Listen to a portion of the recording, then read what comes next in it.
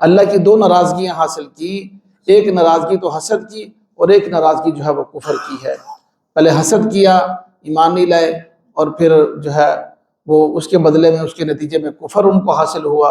ان دونوں کے اوپر اللہ پاک کی دو ناراضگیاں ہیں۔ فرمایا کہ وَلِلْكَافِرِينَ عَذَابٌ مُّهِينٌ، کافروں کے لیے ذلت کا عذاب ہوگا۔ اعوذ باللہ من الشیطان الرجیم، بسم اللہ الرحمن الرحیم۔ بئس ما اشتروا به انفسهم ان يكفروا بما انزل الله بغيا ان ينزل الله من فضله على من يشاء من عباده فباءوا بغضب على غضب وللكافرين عذاب مهين۔ بہت بری ہے وہ چیز جس کے بدلے انہوں نے اپنے آپ کو بیچا۔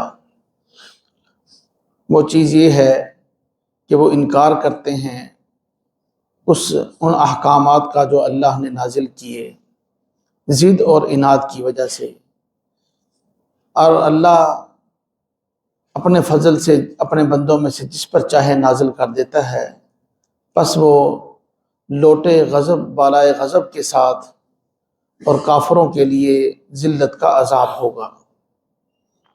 آیت نمبر 90 ہے سورہ بقرہ کی۔ وہی بنی اسرائیل کی پرانی بات جو چل رہی ہے کہ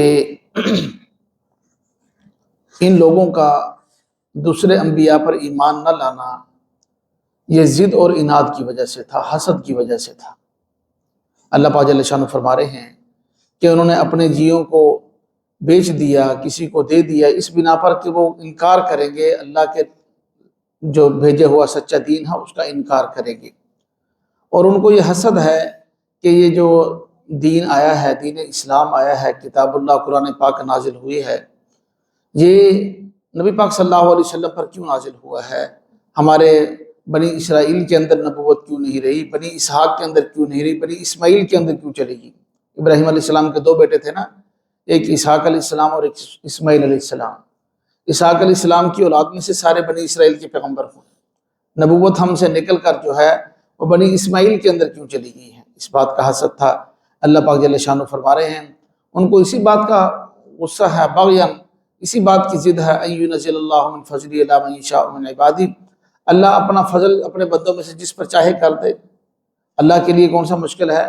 اللہ جس کے لیے چاہے جو ہے فیصلے کر دیں، جو اس لیے کوئی لازمی نہیں ہے کہ تمہارے اندر یہ نبوت رہے گی۔ اور فباءوا بغضب علی غضب، اب وہ غضب بالائے غضب کے ساتھ وہ لوٹے، یعنی انہوں نے اپنے لیے جو کچھ کمائی حاصل کی وہ کیا ہے؟ غضب پر غضب ہے۔ دو غضب اللہ پاک نے یہاں پر استعمال فرمایا لفظ، ایک غضب کو حسد کرنے کا، دوسرا کفر کرنے کا، یعنی اللہ کے دو غصے انہوں نے حاصل کیے، اللہ کی دو ناراضگیاں حاصل کی، ایک ناراضگی تو حسد کی اور ایک ناراضگی جو ہے وہ کفر کی ہے۔ پہلے حسد کیا، ایمان نہیں لائے، اور پھر جو ہے وہ اس کے بدلے میں اس کے نتیجے میں کفر ان کو حاصل ہوا۔ ان دونوں کے اوپر اللہ پاک کی دو ناراضگیاں ہیں۔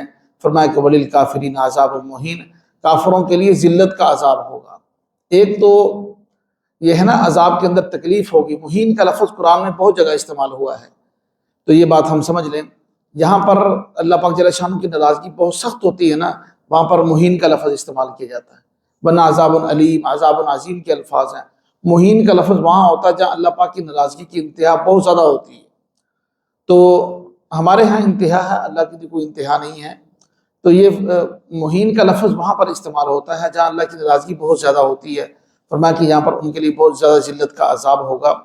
ایک تو یہ ہے کہ عذاب سے تکلیف ہوگی، جو عذاب بھگت رہے ہوں گے، جو تکلیف برداشت کر رہے ہوں گے، اور اس کے ساتھ ساتھ ذلیل بھی ہو رہے ہوں گے، یعنی ایک جسمانی تکلیف، ایک ذہنی تکلیف، نفسیاتی تکلیف۔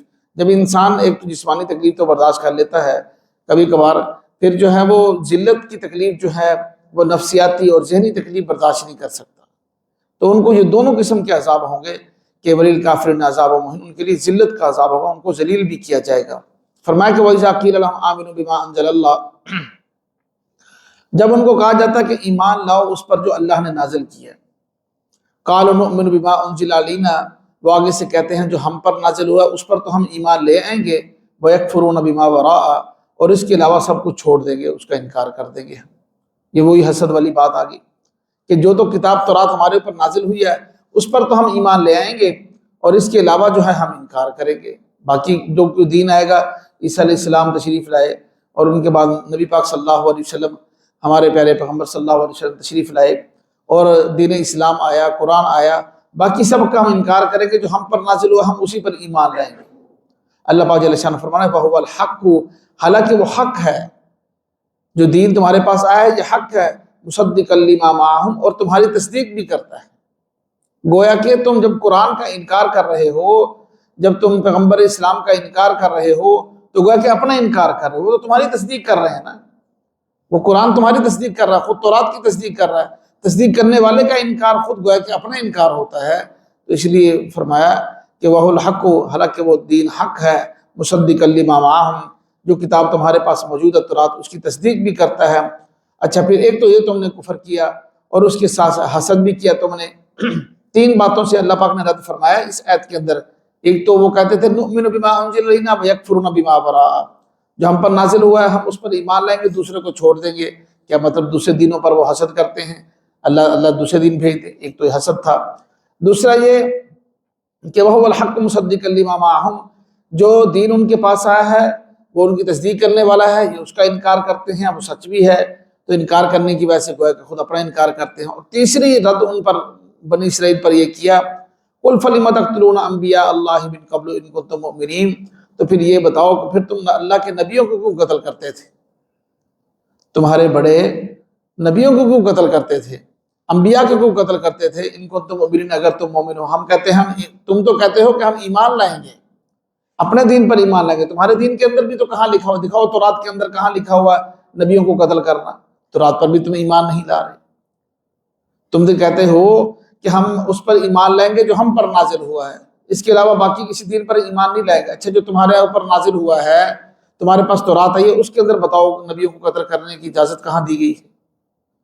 تو دو تین طریقے سے اللہ پاک جل شانہ اس آیت کے اندر ان پر رد فرمایا۔ ایک تو حسد کرتے ہیں، دوسرا تصدیق کرنے والے جو کتابیں بعد میں آئی ہیں ان کا انکار کرتے ہیں، اور تیسرا انبیاء کو قتل کرتے ہیں۔ ان سب چیزوں کی اجازت ان کے دین کے اندر بھی نہیں دی گئی، وہ خود اپنے دین کا وہ انکار کر رہے ہیں، ایمان نہیں لا رہے بلکہ کفر کر رہے ہیں، خود اپنی تورات پر بھی کفر کر رہے ہیں۔ یہ آیت نمبر 91 ہے۔ آگے ایک تفصیلی واقعہ جو ہے وہ شروع ہو رہا ہے بنی اسرائیل کا، بچڑے والا۔ کوہ طور پر موسیٰ علیہ السلام تشریف لے گئے تھے، پیچھے انہوں نے بچڑے کی باتیں شروع کر دی تھی، اس کی آگے تھوڑی سی تفصیل ہے، تو یہیں پر انشاءاللہ آج ہم اپنا سبق ختم کرتے ہیں۔ اللہ پاک ہم سب کو سمجھنے کی توفیق نصیب فرمائے۔ ایک بات ہم ذہن میں رکھ لیں کہ جو جس طبیعت کے اندر ضد ہوتی ہے اور حسد ہوتا ہے نا، وہ حق تک نہیں پہنچ سکتی وہ طبیعت۔ اللہ پاک کسی کسی کو سلیم الفطرت بناتے ہیں، کہ بہت سے لوگ ایسے دیکھے جو کافروں کے گڑھ میں، کافروں کے گھر میں پیدا ہوئے، پھر بھی اللہ پاک ان کو سلیم الفطرت رکھتے ہیں۔ اب ابراہیم علیہ السلام کی پیدائش جو ہے ایسے گھر میں ہوئی جہاں پر بت بنائے جاتے تھے، بت تراشے جاتے تھے، بت بیچے جاتے تھے۔ اللہ نے ان کو اپنا پیغمبر بنانا تھا، سلیم الفطرت رکھا۔ اور بہت سے ایسے لوگ ہیں جن کو اللہ پاک سلیم الفطرت رکھتے ہیں، ان کی فطرت ٹھیک رہتی ہے۔ اس لیے اللہ پاک سے یہ دعا کی جائے، یا اللہ ہمیں حق اور سچ کے ساتھ ہمیشہ رکھنا۔ بس اوقات حسد اور ضد ہوتی ہے، انسان کو پتہ نہیں ہوتا، کہیں اپنے فرقے کی ضد، کہیں اپنے مسلک کی ضد، کہیں اپنی قوم کی ضد، اپنے ملک کی ضد، کسی نہ کسی ضد کی وجہ سے انسان حق بات تک پہنچ نہیں سکتا۔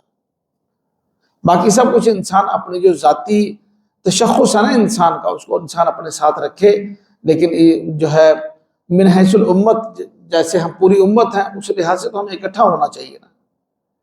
تو یہ بات بہت ضروری ہے کہ انسان ہمیشہ جو ماننے والا ہوگا اللہ اس کو ترقی دیں گے، جو ضد کرے گا، حسد کرے گا، اس کی ترقی جو ہے رک جاتی ہے اللہ پاک کے ہیں۔ اللہ ہمیں سمجھنے ماننے کی توفیق عطا فرمائے۔